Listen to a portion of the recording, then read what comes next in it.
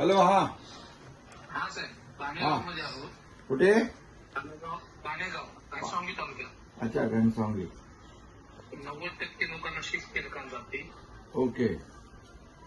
आणि आता पाणी थोडं वाढायला लागलंय. वरून पाणी थोडं जास्त यायला लागले. पाणी वाढते.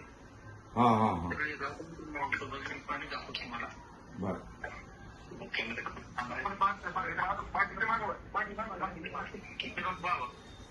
हो, पाणी आलंय. पाणी हो हो हो.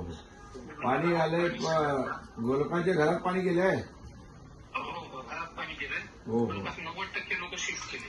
बर बर. घनसावंगी आणि अंबड तालुक्या मतदारसंघामध्ये 10,000 लोकांना आम्ही शिफ्ट केलं. हा. 12 कॅम्प उभे केले.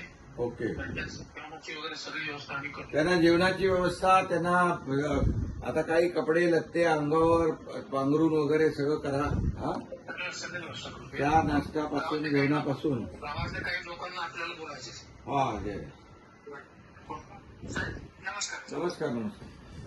आमच्या इथं 2006 ला पण याच पद्धतीने पूर परिस्थिती निर्माण झाली होती. बर बर त्याच्यानंतर आज परत 2025 ला उद्भवली. बर. इथं सहकार्य चांगल्या पद्धतीने मिळत आहे आमच्या प्रशासनाकडे आणि आमच्या लोकप्रतिनिधी दादाकडे. हो हो परंतु आमचं असं म्हणणं आहे की ही पूर परिस्थिती कायम जर अशीच राहिली दरवर्षी हो. तर हा आम्हाला जाणारा रस्ता आहे त्याच्यावरती 2-3 पुलं आहेत सर.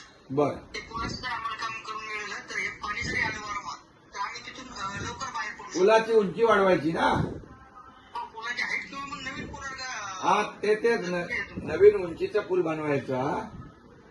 बरोबर ना. पूल जर मिळाले ते करून देऊ, आपण करून देऊ. हा ते पूर्ण परिस्थितीला आपण तर काय सामोरे जाऊ शकत नाही, नाही. जर पर्याय निघाला बाहेर तर बिलकुल तुमच्या शेतकऱ्यांच्या सोबत सरकार आहे.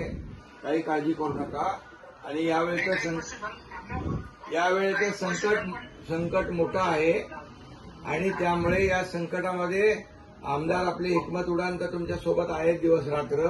कार्यकर्ते आहेत, सगळे आहेत. पण आम्ही देखील पूर्ण आहोत तुमच्याबरोबर. जे जे काही नुकसान झालंय, शेतीचं झालंय, शेती खरडून गेली आहे, पशुधन वाहून गेलं आहे, घरांची काय पडझड झाली आहे, सगळ्यांची व्यवस्थित हिकमत तुम्ही आमदार महोदय पूर्ण नीट सगळे पंचनामे करून घ्या.